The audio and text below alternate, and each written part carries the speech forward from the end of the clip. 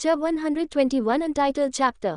माफ करना रीडर्स, कल का चैप्टर आधे से रिपीट हो गया। एक्चुअली कल टाइम नहीं था तो मैंने चैप्टर आधे में रिपीट किया था, पर तुरंत ही उस चैप्टर और उसके टाइटल को भी डिलीट कर मैंने फिर से चैप्टर आगे लिखकर अपडेट किया था, पर सिर्फ टाइटल ही चेंज हुआ।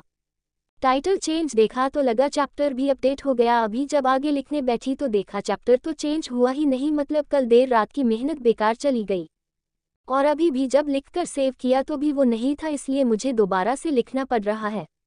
मेरी मेहनत हर चैप्टर में दोगुनी हो रही है, जिस कारण मैं बहुत ही परेशान हूँ। आज शाम मैंने 1000 वर्ड लिखकर सेव किए थे और अभी जब आगे लिखने बैठी तो वो था ही नहीं, तो अब मुझे फिर से लिखना पड़ेगा पूरा। इतनी मेहनत के बाद भी आप लोगों का कमेंट ना कच बराबर ही आता है। रीडर्स दिखते हैं पर लाइक कमेंट्स नहीं, तो और ज़्यादा बुरा लगता है। इसके पहले हमने पूछा भी था कि अगर किसी को कमेंट का ऑप्शन नहीं दिख रहा तो प्लीज़ हमें बताए या फिर रिव्यू में बताए, पर तब भी नहीं किया किसी ने।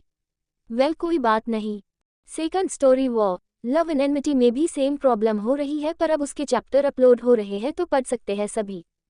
अब आगे। वीरेन बाथरूम से कैजुअल कपड़ों में बाहर आया, तब तक प्रीति और शुभी भी नाश्ता लेकर आ गई। नाश्ता रख दोनों चुपचाप चली गई। वीरेन नाश्ते को देख ठंडी आंख छोड़ता है और आकर नाश्ता करने लगता है। नाश्ता करने के बाद वीरेन नीचे हॉल में आता है जहां सभी बैठे उसका इंतजार कर रहे थे। वीरेन नीचे आकर पास के ही सोफे पर बैठ जाता है। नंदनी जी जो वीरेन के नीचे आने का बेसब्री से इंतजार कर रही थी, उसके आने पर बोल पड़ी, वीर बेटा, डॉक्टर ने क्या कहा था? कैसी है हिति? अभी वो ठीक है ना? कोई प्रॉब्लम तो नहीं है उसको? बता ना वीर। मम्मा आप शांत हो जाए, वो ठीक है पर अभी काफ़ी वीक है और मिसकैरेज की वजह से और ज़्यादा कमज़ोर हो गई है। कुछ दिन तक वो खुद से कुछ नहीं कर सकती, अभी फ़िलहाल सो रही है। फिर प्रीति और शुभी को देखकर तुम दोनों जाकर रेस्ट कर लो। जानता हूँ हिति की चिंता में घर आने के बाद भी रेस्ट नहीं किया होगा दोनों ने, तो अभी जाकर आराम करो। जब हिति उठ जाएगी तो उसके पास चले जाना, पर अभी जाकर आराम करो। दोनों कुछ बोलना चाहती थी पर नंदनी जी के इशारे करने के कारण दोनों शुभी के कमरे में चले गए। दोनों के जाने के बाद नंदनी जी बोली, अब बताओ वीर बात क्या है? मैं जानती हूँ तुम प्रीति और शुभी को परेशानी में नहीं देखना चाहते थे, इसलिए सही बात नहीं बताई। उद्धरण चिन्ह। वीरेन ने गहरी सांस ली और बोला, मम्मा, डैड, अंकल, हिति अंदर ही बहुत वीक हो गई है, ऊपर से उसका मिसकैरेज ने हिति के शरीर को और ज़्यादा कमज़ोर कर दिया है। डॉक्टर सिंह का कहना है कि क्या वीर? बोलो। देवराज जी ने कहा कि अगर हिति ने नॉर्मल लाइफ जीना शुरू नहीं किया तो सभी उसकी बातें ध्यान से सुन रहे थे, उनके चेहरे पर परेशानी के भाव दिख रहे थे, तो वो अपनी माँ बनने की क्षमता खो देगी। ये बोलते हुए वीरेन के आंसू उसके गाल पर टपक पड़े। ये सुनकर सी ठगे से बैठे रह गए। देवराज जी उठकर वीर के पास आए। वो वीर के दिल का दर्द और तड़प समझ गए थे। वीर भले ही अपनी माँ के क्लोज था पर उसके डैड से वो उनके दिल से कनेक्ट था। देवराज जी उसे देखकर ही समझ जाते थे कि उसके मन में क्या चल रहा है। वो वीरेन के पास बैठकर उसे अपनी तरफ करके गले से लगा लेते हैं। उनके गले लगते ही वीरेन की आंखों से आंसू बहने लगते हैं। देवराज जी उनका कंधा थपथपाते हुए बोले, बेटा, कमजोर नहीं हा पड़ना, हिति को तुम्हें ही संभालना है, उसे इस वक्त सहारे की जरूरत है। सच जिस तरह से उसके सामने आया है उससे वो बहुत आहत है। आज उसे उसके अस्तित्व के बारे में पता चला है, जो उसके या किसी भी लड़की के लिए असहनीय है।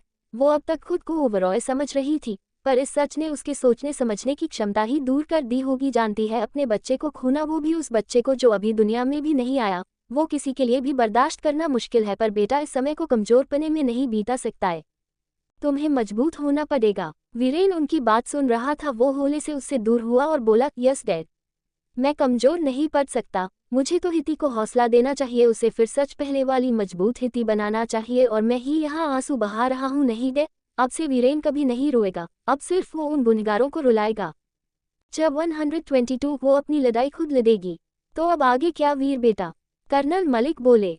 वीर अपने आंखों से आंसू पोंछ बोलता है, अंकल अब जो होगा उसे पूरी दुनिया देखेगी। वीरेन कौशिक अपने पर चोट बर्दाश्त कर सकता है पर अपनी बीबी अपने प्यार पर नहीं। उसे हर दर्द हर तकलीफ से बचाने का वादा किया मैंने दादू से, पर उस नीलेश ओबरॉय के कारण आज हिति की ये हालत है। उसके कारण मैंने अपना बच्चा दिया, उसे तो ऐसी मौत नसीब होगी कि हर किसी की रूह कांप जाएगी। वीरेन गुस्से से बोलता है। वही दूसरी तरफ फार्म हाउस में घबराहट के कारण वो लड़की बेहोश होकर गिरने लगती है, पर ऋषि तब तक उसे संभाल लेता है। उस लड़की के बाल चेहरे पर आकर उसका पूरा फेस कवर किए हुए था। ऋषि एक बार मयंक की तरफ देखता है तो मयंक होले सिर हिलाकर अपनी सहमति दे देता है। ऋषि की आंखें नम थी। वो कांपते हाथों से ऋषि उसका चेहरे पर आए बाल हटाता है तो शॉक्ड हो जाता है। उसके आंसुओं ने तेजी पकड़ ली। ऋषि ने कसकर उस लड़की को गले लगा लिया और भरे गले से बोला, भाई, ये मेरी अरु है भाई, मैंने सबसे कहा था अरु जिंदा है। वो मुझसे किया प्रॉमिस तोड़ नहीं सकती, देखा मेरी अरु आ गई मेरे पास। वो अरु को गले लगाए हुए ही बोला। मयंक जब उसकी बात सुनता है तो उसकी आंखों में भी पानी और होठों पर मुस्कान आ जाती है। वो ऋषि के पास जाता है और बोलता है, ऋषि, ये बेहोश हो गई है, इसे लेटा और जल्दी से डॉक्टर को फोन कर। अब से अरु कहीं नहीं जाएगी, वो हमेशा हमारे साथ रहेगी, पर पहले इसे ठीक होना पड़ेगा। चल जल्दी कर, वैसे ही इसकी हालत कुछ ठीक नहीं है। मयंक अरु को देखते हुए बोलता है, जिसे ऋषि ने कसकर अपनी बाहों में छुपाया हुआ था। ऋषि उसकी बातें सुन जल्दी से अरु को गोद में उठा बिस्तर पर लेटा देता है और डॉक्टर को फोन कर जल्दी आने को बोल देता है। अरु के चेहरे पर हल्के हल्के चोट के निशान दिख रहे थे जो काफी पुराने लग रहे थे। उसका चेहरा बिल्कुल निस्तेज सूखा सा लग रहा था, वो बिल्कुल दुबली पतली सी हो गई थी। भाई देखो ना, अरु कितना बदल गई है। पहले जिसके चेहरे पर हमेशा शरारत और शैतानी झलकती रहती थी, आज उसके चेहरे पर डर दिखाई दे रहा है। मुझसे इसका ऐसा रूप बर्दाश्त नहीं हो रहा भाई, ऋषि अरु के चेहरे पर हाथ फेरते हुए बोला। शांत हो जा ऋषि, अरु को देख लगता है वो वैसे ही मुश्किल हालातों से गुजरी है और फिर अभी कुछ दिन पहले ही ये सालों से सोई गहरी नींद से जागी है, तो कुछ समय तो लगेगा ना इसे ठीक होने में। और फिर इस समय वीर और भाभी के हालात भी सही नहीं है। अरु से हमारे पास सही सलामत है, पर भाभी का क्या वीर? प्रश्नवाचक चिन्ह, जिन पर अब भी उस नीलेश और अधिराज नाम का ग्रहण मंडरा रहा है। उनका तो सोच, उन्होंने उन दोनों के कारण अपना बच्चा खो दिया। ऋषि, अगर इस समय तू अरु को देखकर टूट जाएगा तो हमारे परिवार का जो दुश्मन है उससे बचाने में वीर की मदद कैसे कर पाएगा? अपने आप को वो पुराना वाला ऋषि बना जो हर तरह के हालातों में कभी भी कमजोर नहीं पड़ता। मयंक ऋषि को टूटते हुए देखकर बोला। हाँ भाई, आप सही कह रहे हो, मैं इतना सेल्फिश कैसे हो गया? जब भाई को मेरी सबसे ज्यादा जरूरत है तो मैं अरु को लेकर इमोशनल हो रहा हूँ। नहीं भाई, अब ऐसा नहीं होगा। अरु मेरी जिंदगी है, उसकी रक्षा मैं अपने जीने के लिए करूँगा, पर भाई और भाभी की मदद करना, हर मोड़ हर मुश्किल में उनका साथ देना मेरी जिम्मेदारी है। जैसे अरु के ना होने पर भाई बिना मेरे कहे मेरी तकलीफ समझ लेते थे, वैसे ही अब से मैं उनके बिना बोले मैं उनकी परेशानी का हल ढूंढ लाऊंगा। ऋषि अपने आंखों में जोश भरते हुए बोला। बिल्कुल, जब हम सब साथ होंगे तो कोई भी हमारे परिवार की तरफ आंख नहीं उठा पाएगा। मयंक भी उसी टोन में बोला। मैंने उस नीलेश के खिलाफ इन्वेस्टिगेशन के लिए डिपार्टमेंट की बेस्ट टीम को ऑर्डर दिया है और मुझे यकीन है वो बेहतरीन रिजल्ट देंगे। कमिश्नर चोपड़ा बोले। नहीं अंकल, पुलिस डिपार्टमेंट नहीं, इस बार पुलिस डिपार्टमेंट नहीं, इस बार उसे सजा वही देगी जिसके साथ उसने इतना बड़ा अन्याय किया, जिसका बचपन उस घटिया इंसान ने छीन लिया। वीरेन गुस्से में बोला। मतलब? सभी ने एक साथ हैरानी से कहा। मतलब उसे सजा हिताक्षी वीरेन कौशिक खुद देगी। वीरेन ने पूरे गर्व और जोश से कहा। पर हिताक्षी कैसे? किसी को भी समझ नहीं आ रहा था कि वीरेन क्या करने की सोच रहा है। हाँ, अपने साथ हुए अन्याय का बदला भी तो उसे ही लेना चाहिए ना। अगर आज मैं उस नीलेश को उसके किए की सजा दे भी देता हूँ तो आगे जाकर हिती हर छोटी छोटी कठिनाइयों में मुझ में अपना सहारा ढूंढेंगी, जो कि मैं नहीं चाहता। मैं नहीं चाहता कि हिती भविष्य में कभी भी किसी पर निर्भर रहे, बल्कि जरूरत पड़ने पर वो दूसरों की मदद करे। हिती में वो सारे गुण हैं जो एक लड़की को सशक्त बनाने में जरूरी होते हैं। क्योंकि दादू ने उसे छुपकर हर चीज की ट्रेनिंग दिलवाई थी, शायद वो भी यही चाहते होंगे कि अगर उधर की जिंदगी में कोई वीरेन कौशिक ना भी आ पाज तो वो अपनी लड़ाई खुद लड़ सके। पर उस ड्रग के कारण वो अपनी क्षमता भूल गई है, बस मुझे उसकी वो क्षमता याद दिलानी है, उसके बाद तो वो खुद अपनी लड़ाई लड़ेंगी।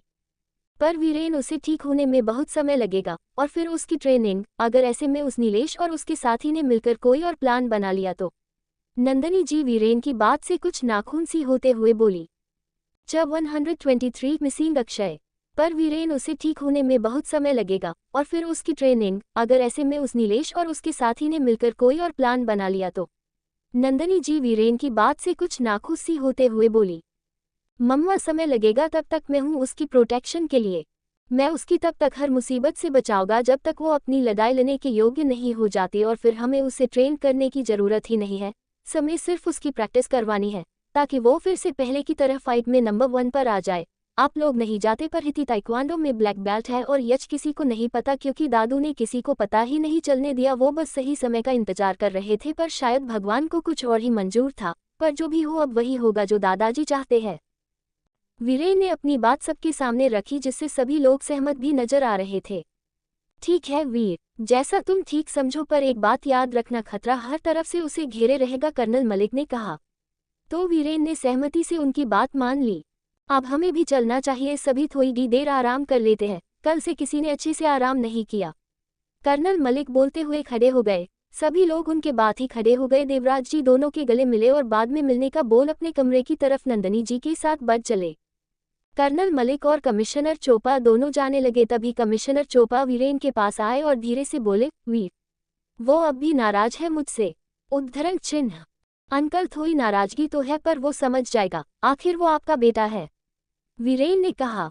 वीर, तुम जानते हो ना कितनी मुश्किल से मैंने खुद को संभाला है किरण के जाने के बाद, पर मैं क्या करता। मेरे पास और कोई रास्ता नहीं था। जो हुआ उसमें मेरी कहाँ गलती थी, पर फिर भी मुझे क्यों सजा दे रहा है वो।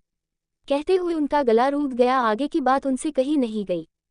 वीरेन ने कमिश्नर चोपड़ा को गले लगा लिया और बोला, अंकल शांत हो जाए। मैं जानता हूँ आप बहुत मिस करते हैं उसे, बल्कि वो भी आपको बहुत मिस करता है, बस बोलता नहीं है। वो बस परिस्थितियों को समझना नहीं चाहता। आप चिंता मत कीजिए, वो शिमला में है और जल्द ही वापस आएगा।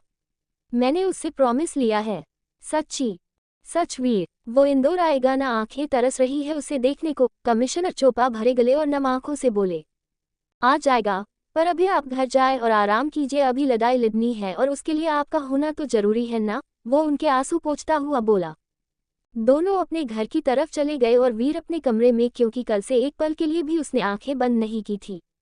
वीर कमरे में आया तो हिती ताकिए पर अपनी पकड़ कसे सो रही थी। वीर उसके पास आया और ताकिए को उसकी पकड़ से छुड़ाकर खुद उसके बाजू में लेट गया। उसके सिर को अपने सीने पर रखकर हल्की हल्की थपकी देने लगा।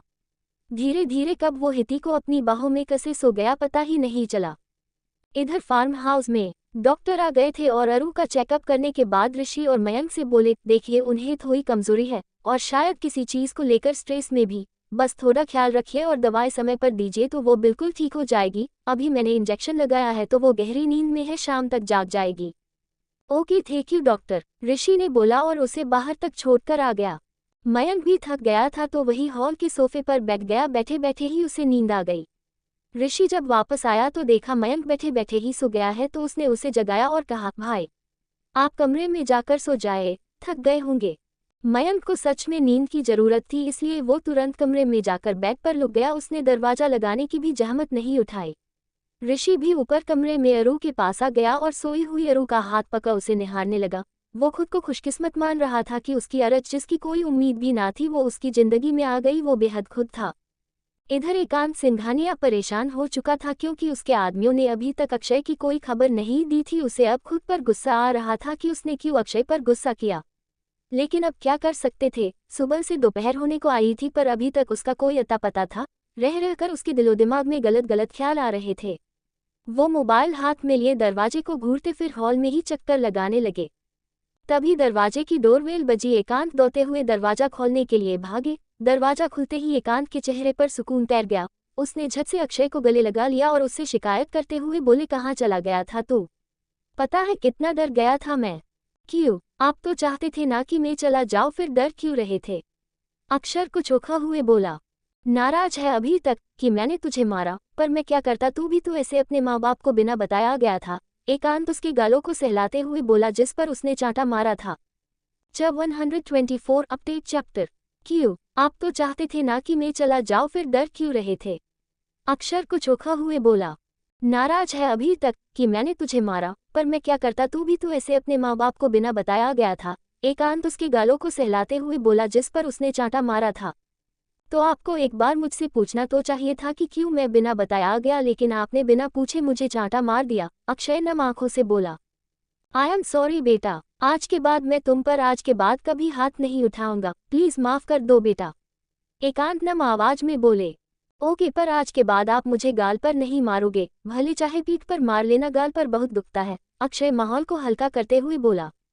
उसकी बात सुनकर एकांत रोते हुए ही हंसने लगा और उसे कसकर गले लगा लिया। बड़े पापा अंदर तो आने दो, या दरवाजे पर ही रखने का विचार है? अक्षय भी हंसते हुए बोला।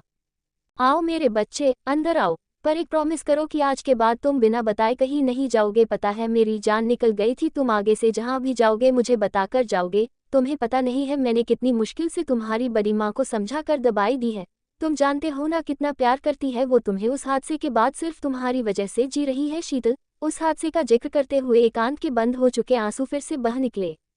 बड़े पापा चुप हो जाए, मैं पूरी कोशिश कर रहा हूँ दोनों को ढूंढने की और मुझे यकीन है कि वो एक दिन जरूर मिल जाएंगे, मुझे यकीन है। एकांत सिर हिला देता है। मैं पहले बड़ी माँ को मिल लेता हूँ, नहीं तो वो पैनिक करेगी, अक्षय बोलकर ऊपर एकांत के कमरे की ओर बढ़ गया। एकांत को पता था कि अक्षय ने खाना नहीं खाया होगा, इसलिए वो किचन में चला गया खुद उसकी प्लेट में खाना लगाने। इधर अक्षय कमरे में आया तो देखा कि शीतल जी बेड पर कुछ अनमनी ढंग से लेटी हुई थी। अक्षय उनके पास आया और उनके हाथ पर हाथ रखकर बोला, बड़ी माँ। शीतल जी ने तुरंत आंखें खोल दी। अक्षय को सामने देख उन्होंने झट उसे गले लगा लिया। कहाँ चले गए थे आप बेटा? सुबह से एक बार भी बड़ी माँ की याद नहीं आई आपको? उद्धरण चिन्ह। बड़ी माँ, जरूरी काम से बाहर गया था, अब आ गया हूं ना, तो हमेशा आपके साथ ही रहूंगा। चलिए नीचे चलिए, आज मैं आपको अपने हाथों से खिलाऊंगा, अक्षय उनके साथों को चूमते हुए बोला। शीतल जी ने भी सिर हिलाकर सहमति दे दी। अक्षय शीतल जी को नीचे ले आया जहां एकांत जी ने खाना लगा दिया था। अक्षय के साथ शीतल को देख वो खुश हो गए। आओ बेटा, खाना खा लो। नहीं बड़े पापा, हम सब साथ में खाएंगे, मुझे पता है आपने भी नहीं खाया होगा, इसलिए हम सभी साथ में खाएंगे, कहकर वो दोनों को बैठाता है और अपने हाथों से खाना खिलाता है। वो दोनों भी उसे अपने हाथों से खिला रहे थे।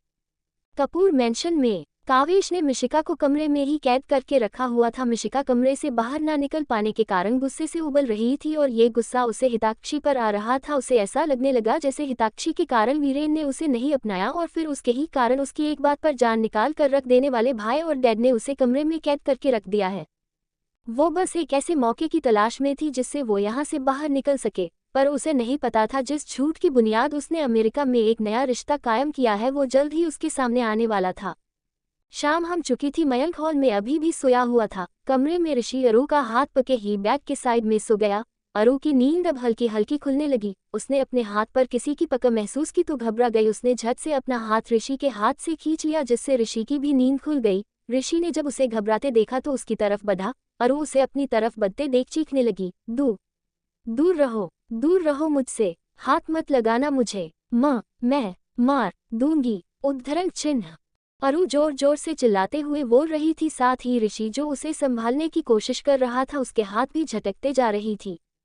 अरु मेरी बात सुनो, अरु मेरी तरफ देखो, मुझे पहचानो, मैं हूँ तुम्हारा ऋषि। अरु प्लीज मुझे देखो, ऋषि उसकी बाहें झकझोरते हुए बोला, क्योंकि अरु होश में आ नहीं रही थी और बार बार उसे हटा रही थी। शोर सुनकर मयंक की नींद खुल गई। वो भागते हुए ऊपर पहुंचा तो देखा ऋषि अरु को संभालने की कोशिश कर रहा था, पर अरु अपने यंग के डर से उभर ही नहीं पा रही थी। जब 125 अरु का ऋषि और मयंक का पहचानना। अरु मेरी बात सुनो, अरु मेरी तरफ देखो, मुझे पहचानो, मैं हूँ तुम्हारा ऋषि। अरु प्लीज मुझे देखो, ऋषि उसकी बाहें झकझोरते हुए बोला, क्योंकि अरु होश में आ नहीं रही थी और बार बार उसे हटा रही थी। शोर सुनकर मयंक की नींद खुल गई। वो भागते हुए ऊपर पहुंचा तो देखा ऋषि अरु को संभालने की कोशिश कर रहा था, पर अरु अपने पिछले हादसे के डर से उभर ही नहीं पा रही थी। ऋषि क्या हुआ? अरु इतना डर क्यों रही है? मयंक जल्दी से उसके पास आते हुए बोला, देखिए ना भाई, समझाए ना इसे, मैं ऋषि हूँ, ये मुझे पहचान ही नहीं रही है। भाई बोलिए ना इससे मुझे पहचानने, ऋषि लगभग रोते हुए बोला। ऋषि शांत हो जा, हमें अरु को समझाना होगा। मयंक ऋषि के अरु के बाह पर से हाथ हटाते हुए बोला। फिर अरु की तरफ देखा जो डर के कारण सिकुड़ गई थी। उसके सिर पर प्यार से हाथ फेरते हुए बोला, अरु बिट्टू मेरी तरफ देखो, डरो मत बिट्टू, मैं हूँ तुम मंकू भाई, तुम्हारा मंकू दी बॉडीगार्ड। याद आया? देखो मेरी तरफ, पहचानो मुझे।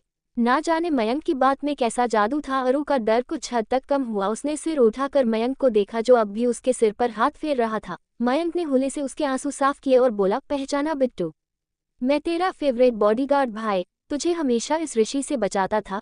ऋषि की तरफ उंगली पॉइंट करके बोला। अरु अब रोना बंद कर चुकी थी और दोनों को एकटक देख पहचानने की कोशिश कर रही थी। वो कभी मयंक को देखती तो कभी ऋषि को। ऋषि उसकी उलझन समझ अपने पास से एक फोटो निकाल अरु की तरफ बढ़ा देता है। अरु उस फोटो को देख भावुक हो जाती है, क्योंकि ये फोटो अरु और ऋषि के उस दिन की थी जब अरु अपने माँ पापा के साथ इंडिया छोड़कर जा रही थी। इस फोटो में ऋषि रो रहा था और अरु उसकी आंखें से आंसू पोंछ रही थी। अरु ने जैसे ही ये तस्वीर देखी उसके मुंह से धीरे से निकला, ऋषि। उद्धरण चिन्ह। हाँ अरु, मैं ऋषि, तुम्हारा ऋषि। ऋषि भी भावुक हो चुका था ये जानकर कि उसकी अरु ने उसे पहचान लिया। अरु ने वो तस्वीर अपने हाथों में ली और उस पर हाथ फेर सिर उठाकर ऋषि को देखा जो उस छह ही देख रहा था। अरु झट से ऋषि के गले लग गई और रोने लगी। अरु फुट फुट कर रो रही थी जैसे ऋषि कहीं खो जाएगा। वो रोते हुए शिकायत पर शिकायत किए जा रही थी। कहाँ थे तुम बंदर? मैंने तुम्हें हर रोज मिस किया, मुझे लगा मैं तुमसे मिले बिना ही मर जाओगी। शश शश चुप, फिर कभी मरने की बात मत करना वरना मैं गुस्सा हो जाऊंगा। मैंने भी तुम्हें बहुत मिस किया, पर अब तुम आ गई हो ना, तुम्हें फिर कभी अपने से जुदा नहीं होने दूंगा, हमेशा अपने पास रखूंगा। ऋषि भी भरे गले से उसे अपनी बाहों में कसे बोल रहा था। दोनों गले लगे सालों की दूरी को कम करने की कोशिश कर रहे थे। वो दोनों जैसे एक दूसरे से जुदा ही नहीं होना चाहते हैं। लगभग आधे घंटे बाद भी जब दोनों का रोना कम नहीं हुआ तो मयंक बोला, बिट्टू मैं भी हूँ, सिर्फ ऋषि ही नहीं है यहाँ। अरु उससे अलग हुई और भाई बोलते हुए मयंक के गले भी लग गई। दोनों सगे भाई बहन नहीं थे पर सगे से बका प्यार था दोनों में बचपन से। मयंक प्यार से उसका सिर सहलाते हुए उसे ये यकीन दिला रहा था कि अब वो अपने भाई के साथ सुरक्षित है। थोड़ी देर बाद अरु चुप हुई और मयंक से दूर होकर बोली, भाई वो लोग फिर से तो मुझे नहीं ले जाएंगे ना? मुझे वहां नहीं जाना, वो औरत बहुत गंदी है, उसने मुझे किसी को बेच दिया था भाई। कहते हुए वो वापस रोने लगी। क्या हुआ था अरु उस दिन, और हमें जो लाश गाड़ी में मिली थी वो लोग कौन थे? अगर तुम जिंदा हो तो क्या अंकल आंटी भी जिंदा है? ऋषि बेचैनी से बोला। अरु उस दिन के बारे में सोचकर ही कांपने लगी। नहीं नहीं, वो मुझे भी मार देंगे, मुझे भी मार देंगे, जैसे मम्मा पापा को मार दिया था। अरु कांपते और डरते हुए बोली। मयंक और ऋषि दोनों उसे डरते हुए देख तुरंत उसे शांत कराते हुए बोले, अरु कोई तुम्हें नहीं मारेगा, हम हैं ना यहाँ। शांत हो जाओ और परेशान मत हो, सब ठीक हो जाएगा, हम हैं ना, बस शांत हो जाओ। तुम आराम करो, तुम्हें आराम की जरूरत है, मयंक ने उसे शांत कराते हुए बोला। अरु जो ऋषि के गले लगे हुए थी वो अब भी कांप रही थी। मयंक ने ऋषि को उसे संभालने को कहा और खुद नीचे आ गया। मयंक जानता था अरु लंबे समय से कोमा में थी, इसलिए उसकी बॉडी को न्यूट्रिएंट की जरूरत थी, पर अभी कोई भी फूड उसकी बॉडी एक्सेप्ट नहीं कर पाएगी। इसलिए उसने खुद अपने हाथों से अरु के लिए टमेटो सूप बनाया और एक बाउल में लेकर ऊपर कमरे में आ गया। ऋषि अब भी अरु के सिर को सहला रहा था और अरु भी उससे चिपकी हुई थी। मयंक ने बाउल पास के टेबल पर रखा और अरु से प्यार से बोला, अरु चलो ये सूप पी लो, उसके बाद तुम्हें दवाई लेनी है, फिर हम सबके पास घर जाएंगे। अरु ऋषि के सीने से सिर निकाल कर बोली, घर? जब 126 समय 2 उसे थोड़ा। हाँ अरु, घर, हम घर जाएंगे, सब लोग तुम्हें देखकर बहुत खुश होंगे, चलोगी ना मेरे साथ घर? ऋषि उसकी आंखों में देखता हुआ बोला। अरु ने होले से सिर हिला दिया और ऋषि के सीने से लग गई। चलो ऋषि, अब अरु को थोड़ी देर आराम करने दो, उसे आराम की सख्त जरूरत है, मयंक ने कहा। तो ऋषि ने भी अरु को दवाई देकर बेड पर लेटा दिया और थपकी देकर सुला दिया। दवाई और कमजोरी के कारण अरु जल्दी ही सो गई। इधर वीरेन की जब आँख खुली तो देखा कि शाम के 7 बज रहे थे और हिती अब भी सो रही थी। वीरेन ने खुद की होले से हिती को दूर किया और फ्रेश होने बाथरूम में चला गया। थोड़ी देर बाद वीरेन टॉवल से मुंह पोंछते हुए बाहर आया और सोफे पर अपना लैपटॉप और मोबाइल लेकर बैठ गया। उसने ओबरॉय कंपनी की अब तक की सारी डिटेल्स निकाल ली थी, जिससे उसे ये तो पता चल गया था कि नीलेश ने कंपनी के नाम पर कितने फ्रॉड कर रखे हैं। उसने वो सारी डिटेल्स कलेक्ट करी और एक पेन ड्राइव में सेव कर अपने कबर्ड की सीक्रेट लॉकर में रख दी। फिर वो अपना पेंडिंग काम करने लगा। तभी उसके पास किसी का कॉल आया। जब उसने कॉल देखा तो वो दक्ष, उसके पर्सनल असिस्टेंट का कॉल था। कॉल उठाकर वीरेन बोला, हाँ दक्ष बोलो। उद्धरण चिन्ह, सर वो मल्होत्रा सर की डील के लिए आपको या ऋषि सर को रहना पड़ेगा, वरना वो डील साइन नहीं करेंगे। दक्ष ने कहा, ओके, मैं ऋषि तुम्हारे साथ रहेगा, और हाँ वो काम हो गया जिसके बारे में मैंने तुम्हें शिमला में बताया था। जी सर हो गया, बस आप जब भी बोले काम हो जाएगा। दक्ष बोला, ओके, अभी कुछ नहीं करना है, बस नज़र रखो उनकी एक्टिविटी पर, बाकी काम बाद में करेंगे। वीरेन ने ये कहकर फ़ोन रख दिया। फिर एक नज़र हिती को देखा, फिर उसकी तरफ बढ़ गया और उसे उठाने लगा। हिती उठो बच्चा, देखो रात होने वाली है। हिती उसकी आवाज़ सुन धीरे से आंख खोल उसे देखती है। वीरेन उसे देख मुस्कुरा देता है और बोलता है, चलो जल्दी से उठ जाओ और फ्रेश हो जाओ। हिती उसकी बात सुन बिना कुछ बोले उठने लगती है, पर जैसे ही बैग के नीचे पैर रख उठने की कोशिश करती है कि उसका सिर घूमता हुआ महसूस होता है, वो सिर पकड़कर बैठ जाती है। वीरेन ये देख उसे अपनी गोद में उठा बाथरूम तक ले जाता है। फिर उससे बोलता है, हिती तुम जाकर फ्रेश हो जाओ, मैं यही बाहर हूँ, कोई ज़रूरत हो तो आवाज़ दे देना, ओके। हिती बिना कुछ कहे अंदर जल्दी जाती है। वीरेन उसके इस तरह खामोश हो जाने से बहुत ज़्यादा परेशान था। ये अचानक खामोश क्यों हो गई? जरूर कोई बात तो है, वरना मुझे देखना पड़ेगा क्या बात है। उद्धरण चिन्ह, इधर ऋषि के पास मैसेज की टोन बजी तो उसने मैसेज देखा। मैसेज वीरेन का था जिसमें वो उसे दक्ष के साथ होटल पैराडाइज में मीटिंग में जाने बोल रहा था। मयंक भाई, आप अरु का ध्यान रखना, मुझे एक जरूरी मीटिंग के लिए बाहर जाना है। ऋषि मैसेज को मयंक की तरफ दिखाकर बोला। ओके जा, मैं हूँ यहाँ पर। मयंक से भी उसे जाने के लिए कह दिया। होटल पैराडाइज इंदौर से बहुत दूर एक खूबसूरत हिल स्टेशन के पास था जहाँ जाने आने में उसे 2-3 दिन लग जाते। इधर हिति बाथरूम से बाहर आई तो वीरेन ने उसे गोद में उठाकर वापस बेड पर लेटा दिया और खुद बाहर चला गया। हॉल में सभी बैठे हुए थे। नंदिनी जी किचन में कुक को इंस्ट्रक्शन दे रही थी कि क्या क्या खाना बनना है। वीरेन किचन में गया और बोला, मम्मा, हिति के लिए आप बहुत लाइट खाना बनाना, हैवी अभी उसे मना किया है। हाँ बेटा, मैंने लाइट ही बनाया है, ये ले जा और उसे खिलाकर खुद भी खा लेना। नंदिनी जी एक ट्रे में हिति का लाइट खाना और वीरेन का खाना रख उसे देते हुए बोली। मम्मा, हिति को आप ही खाना खिला दीजिए। पता नहीं क्यों पर वो अचानक खामोश हो गई, कुछ बोल ही नहीं रही, किसी भी बात का जवाब ही नहीं दे रही है। अगर ऐसा ही रहा तो उसके लिए बहुत रिस्की होगा सब। वीरेन ने अपनी बात बोली। उसकी बात सुन नंदिनी जी भी कुछ सोच में डूब गई, फिर बोली, तुम चिंता मत करो वीर, मैं देखती हूँ। ओके। नंदिनी जी हिति के कमरे में आई। हिति बस एकटक सीलिंग को ही घूर रही थी, उसके चेहरे पर किसी तरह का कोई भाव नहीं था। नंदिनी जी कमरे में आई और ट्रे को एक तरफ रख उसके सिर पर हाथ फेरकर बोली, कैसा है मेरा बच्चा? ठीक है ना? चलो जल्दी से ये खाना खत्म करो, फिर तुम्हें दवाई भी लेना है ना? नंदिनी जी प्यार से बोली। उनकी बात सुन हिति बिना किसी भाव के बेड से उठकर बैठ गई। उसके चेहरे और होठों पर शांति थी। नंदिनी जी इस समय कुछ बोलना नहीं चाहती थी, वो चाहती थी हिति को थोड़ा समय मिले ताकि वो खुद को थोड़ा संभाल सके। उन्होंने हिति को खिलाया और दवाई देकर वापस लेटा दिया। नीचे आई तो वीरेन उन्हें सवालिया निगाहों से देखने लगा। उसकी सवाल को समझ नंदिनी जी बोली, वीर, उसे थोड़ा वक्त दे, शायद वो वक्त चाहती हो, उसके बाद ही हम उसे कुछ कह पाएंगे। चलो तुम सबको लेकर डाइनिंग टेबल पर आओ, मैं खाना लिखवाती हूँ, बोल वो किचन में चली गई। जब 127 नंदिनी जी का हिति से बात करना।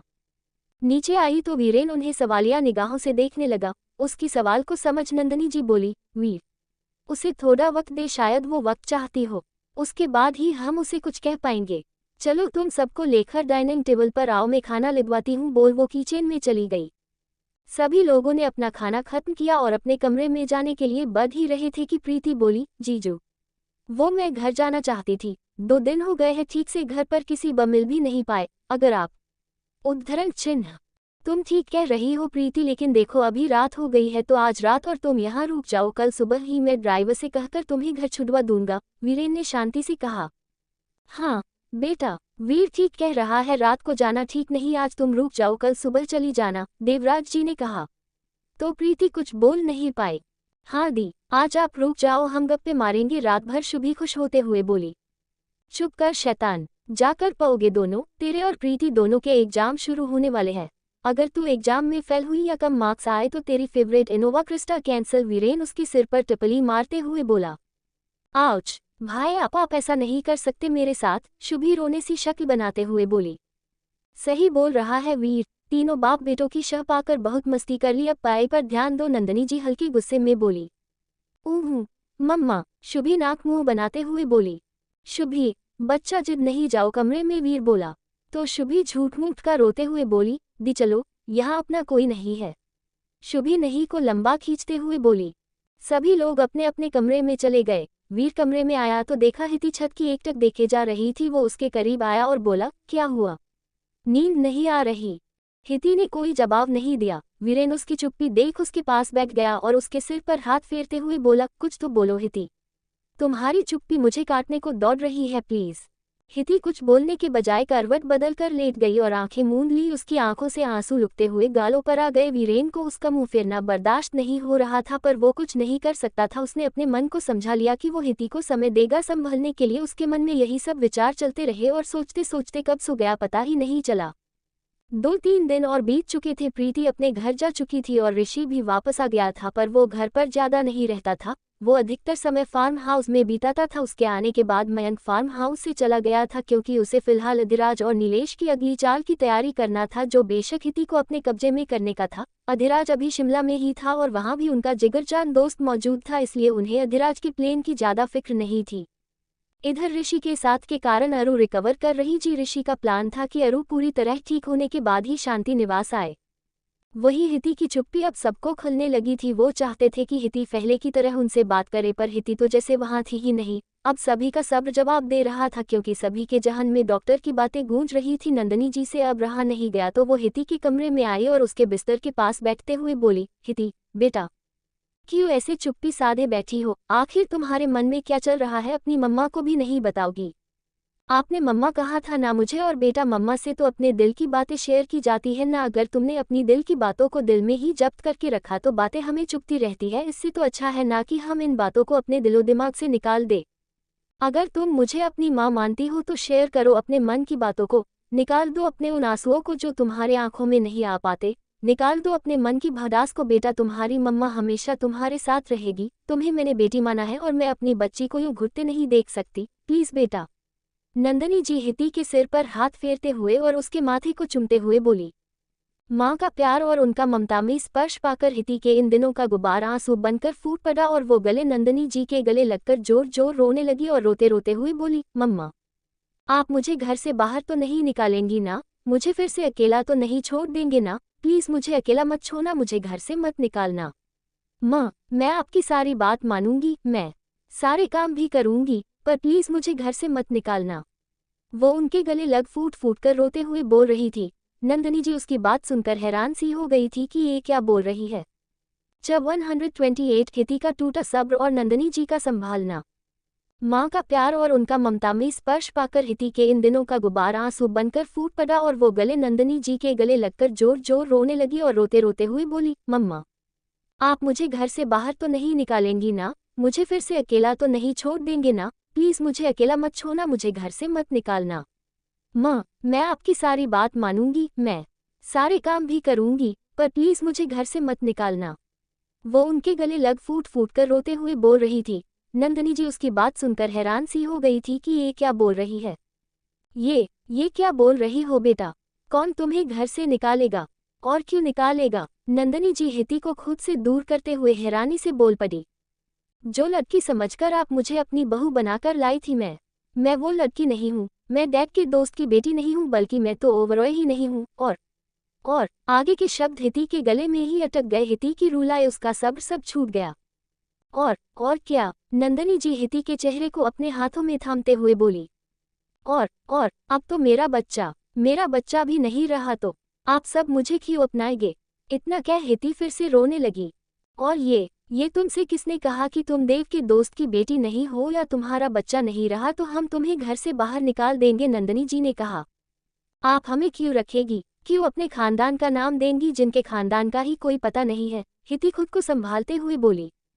हिती, एक बात समझ लो, लड़की की पहचान शादी के पहले मायके से और शादी के बाद ससुराल से होती है। इस तरह की सोच रखने वालों में से हम नहीं है। और अगर मान लो कि अगर हमारी ऐसी सोच होती भी तो तुम्हारी शादी के बाद ही तुम्हारी पहचान तुम्हारे ससुराल से जुड़ गई है, समझी? तुम मिसेज हिताक्षी वीरेन कौशिक बन चुकी हो और इस सच को कोई नहीं बदल सकता, ना हम और ना तुम। इसलिए ये बेफिजूल की बातें अपने इस छोटे से दिमाग से निकाल दो, समझी? तुम इस घर की बड़ी बहू थी हो और हमेशा तुम ही रहोगी। एक बात और बेटा, ये शादी सिर्फ इसलिए नहीं हुई थी कि तुम धीरज भाई साहब की बेटी थी, बल्कि इसलिए भी हुई थी क्योंकि तुम वीरेन की पसंद थी। हमारे लिए हमारे बच्चों से बका कुछ नहीं है, समझी? इसलिए जल्दी से तुम ठीक हो जाओ, ऐसे बिस्तर पर अच्छी नहीं लगती। नंदनी जी मुस्कुराते हुए उसके आंसू पोंछते हुए बोली। हिती उनकी बात सुनकर नम आंखों में आंस लिए बोली, आप बिल्कुल सच कह रही है ना? हम आप सबको छोड़कर कहीं नहीं जाएंगे ना? बिल्कुल नहीं, आप अपने परिवार को छोड़कर कहीं नहीं जाएंगी। नंदनी जी मुस्कुराते हुए उसके आंसू पोंछ उसके बाल संवारते हुए बोली।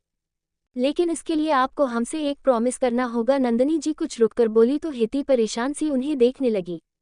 आपको ये प्रॉमिस करना होगा कि आप अपना अच्छे से ख्याल रखेंगी और जल्दी से ठीक हो जाएंगी। कीजिए प्रॉमिस। नंदनी जी अपना हाथ आगे बढ़ाते हुए हिती से बोली तो हिती होले से मुस्कुराकर अपना हाथ उनके हाथ में रख दिया।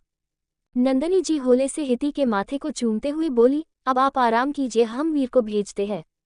बोल नंदनी जी कमरे से बाहर चली गई। कमरे के बाहर ही वीरेन और देवराज जी खड़े थे। शायद उन्होंने उन दोनों की बातें सुन ली थी, इसलिए दोनों की आंखों में आंसू थे। नंदनी जी ने वीरेन के कंधे को थपथपाया और बोली, जाओ हिती के पास, उसे अभी सहारे की जरूरत है। उसका वो कंधा बनो जिस पर सिर रखकर वो अपनी तकलीफ बाहर निकाल सके। इतना बड़ा सदमा बर्दाश्त करेगी भी तो कैसे? पर अगर तुम्हारा साथ रहा तो जल्दी ठीक हो जाएंगी। वीर अंदर कमरे में चला गया और नंदिनी जी देवराज जी के साथ। आपने बिल्कुल ठीक किया नंदू, अभी दोनों को ही एक दूसरे के साथ बात करने और साथ रहने की बहुत जरूरत है। दोनों ऐसे ही बात करते हुए अपने कमरे में चले गए। इधर कमरे में वीरेन अंदर आया। हिति बेड पर अधलेटी सी बैठी थी, उसकी आंखों में आंसू थे। वीरेन उसके करीब जाकर बैठ गया और उसके हाथों में हाथ रखते हुए बोला, हिति। उद्धरण चिन्ह। वीरेन की आवाज सुन उसका ध्यान वीरेन की तरफ गया। उसने नजरें घुमाकर वीर को देखा। आप, हम। वो कुछ बोल नहीं पा रही थी। पहले भी कहा था और अब भी कह रहा हूँ, आई रियली लव यू। तुम कोई ऑप्शन नहीं हो मेरे लिए, तुम जान हो मेरी, समझी। फिर कभी इस तरह खामोश मत होना, तुम्हारी खामोशी चुभती है मुझे। वीरेन ने उसके दोनों हाथों को अपने हाथ में लेते हुए कहा। उसकी बात सुन हिति वीरेन के सीने से लग गई और रूधे गले से बोली, आप सब जानते थे ना, इसलिए सबसे झूठ बोला था। वीरेन ने गहरी सांस ली और बोला, हिति, मैं तुम्हें आज सारा सच बताऊंगा, तुम्हारा भी और मेरा भी। उसके बाद तुम जो चाहो फैसला ले लेना, लेकिन याद रखना मैं तुमसे प्यार करता हूँ और हमेशा प्यार करता रहूंगा। हिति वीरेन के सीने से सिर निकाल उसे हैरानी से देखने लगी। तो क्या है दोनों का सच, और सच जानने के बाद क्या फैसला होगा, हिति का जानने के लिए बने रहे। जब 129 वीरेन का अतीत। वीरेन ने गहरी सांस ली और बोला, हिति, मैं तुम्हें आज सारा सच बताऊंगा, तुम्हारा भी और मेरा भी। उसके बाद तुम जो चाहो फैसला ले लेना, लेकिन याद रखना मैं तुमसे प्यार करता हूँ और हमेशा प्यार करता रहूंगा। हिति वीरेन के सीने से सिर निकाल उसे हैरानी से देखने लगी। आपका और मेरा सच? हिति आश्चर्य से वीरेन को देखते हुए बोली।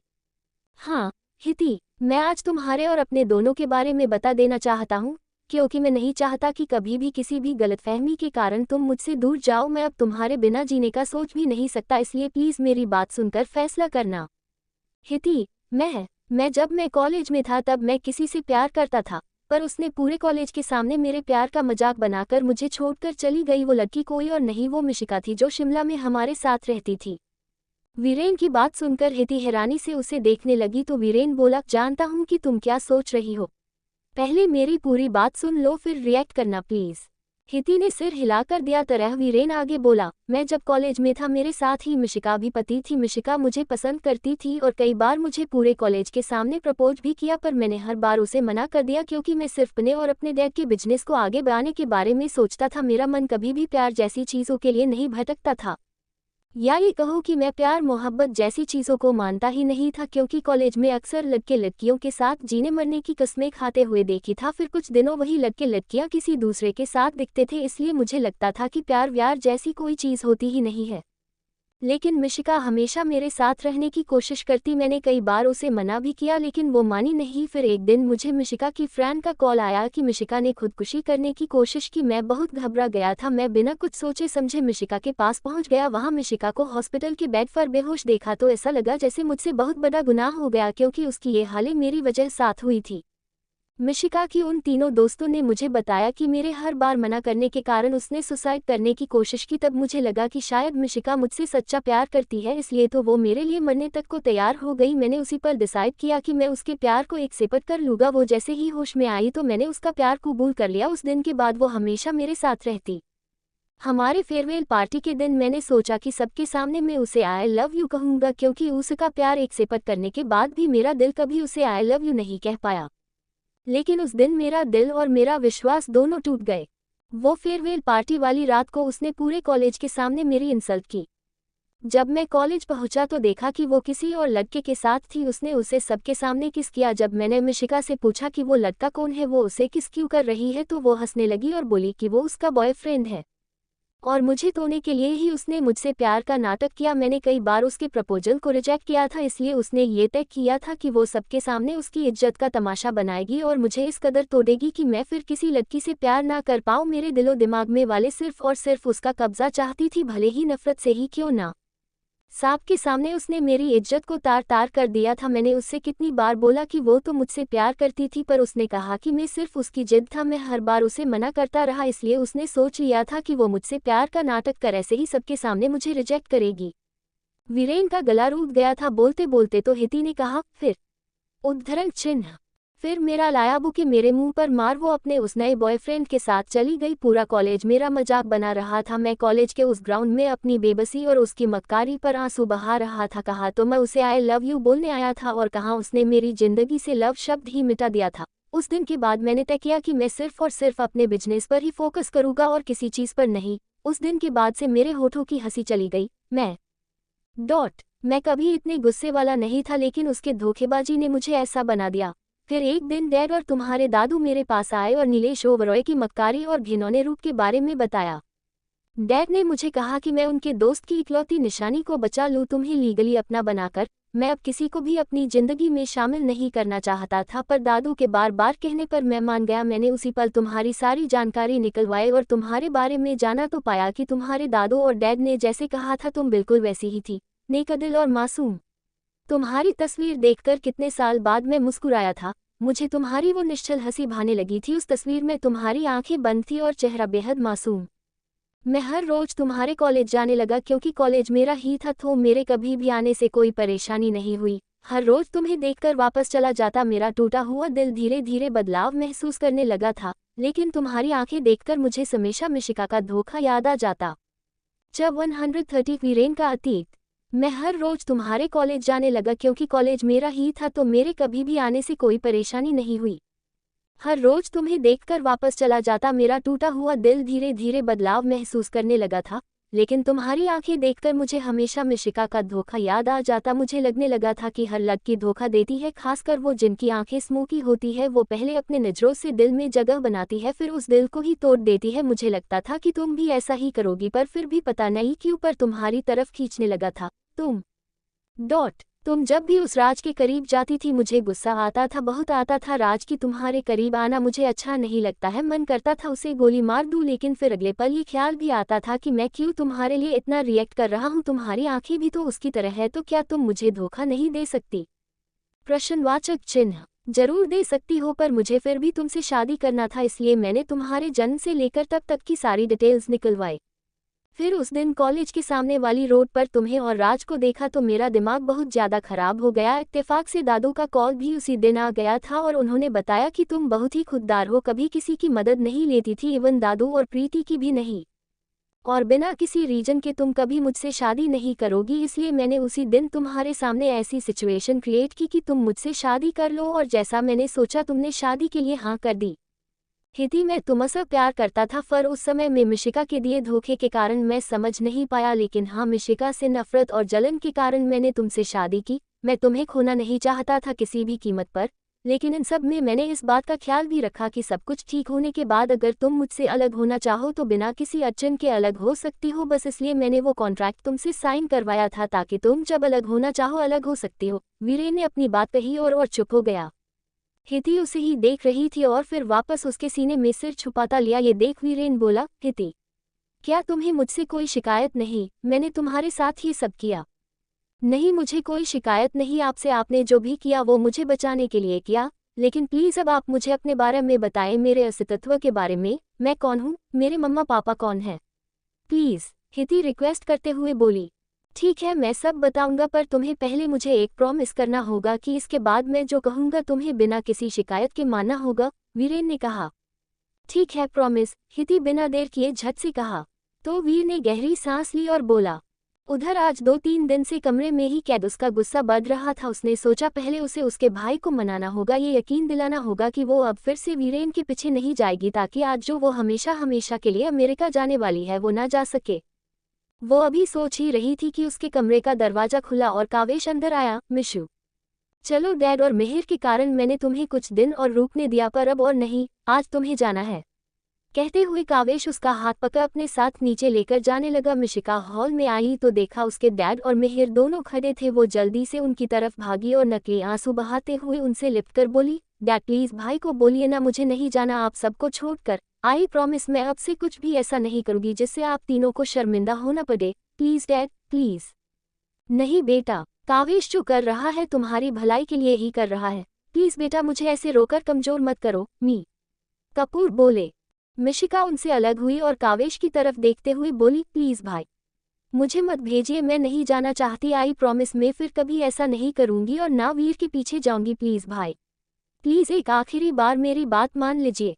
कावेश ने मिशिका के आंसू देखे, फिर मी कपूर और मेहर की तरफ देखा तो दोनों की आंखें नम थी। अपनी लाडली को देखकर कावेश को उनकी आंखों में आंसू जरा भी पसंद नहीं आए तो उसने अपना फैसला बदल दिया। वो मिशिका के करीब आया और उसके आंसू पोंछते हुए बोला, मिशु, एक आखिरी बार तुम पर भरोसा कर रहा हूँ, प्लीज इस भरोसे का गलत फायदा मत उठाना और अब से वीरेन के बारे में सोचना बंद कर दो और अपने आप पर फोकस करो। ओके? जी भाई, मैं वीर के बारे में बिल्कुल नहीं सोचूंगी और जैसा आप कहें मैं वैसा ही करूंगी, मिशिका बोली। ठीक है, तो अब से तुम हमारे साथ ऑफिस चलोगी और साथ में काम करोगी और अगर कहीं भी जाना हो तो हमेशा अपने साथ गार्ड्स को रखोगी जिसे मैंने हायर किया है। ओके? कावेश ने कहा। ओके भाई, जैसे आप कहे, पर अब जब मुझे ऑफिस जाना है आप सबके साथ तो मुझे शॉपिंग तो करनी पड़ेगी, इसलिए जल्दी से अपना कार्ड दो, मुझे शॉपिंग पर जाना है। मिशिका खुश होकर झट से बोली। ठीक है, ये दे कार्ड और कर लो शॉपिंग, पर साथ गार्ड्स भी लेकर जाना है, समझी? कावेश ने अपना कार्ड निकालकर उसे देते हुए बोला। ओके भाई, मैं अभी आई।